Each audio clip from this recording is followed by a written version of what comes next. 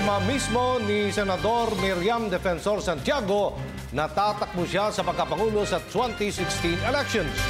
Nakatakda naman mag-ain ng senadora ng kanyang Certificate of Candidacy sa Biyernes. Si Jade Miguel sa Dadagdag sa mga mabibigat na pangalang tatakbo sa susunod na halalan sa pagkapangulo si Senador Miriam Defensor Santiago.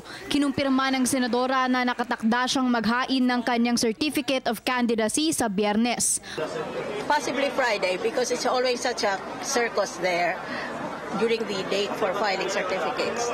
100%. 400% sure na po kayo na you will be running for president? Well, unless I get struck by another bout of cancer, but it doesn't happen that often. Magkakaroon din daw siya ng senatorial candidate, ngunit hindi muna niya sinabi kung sino o sino-sino ang mga ito. Nagbigay naman siya ng pahapyaw na ang kanyang magiging katandem ay isang lalaki at nag-anunsyo na raw ito ng kanyang kandidatura sa pagka-vice-presidente.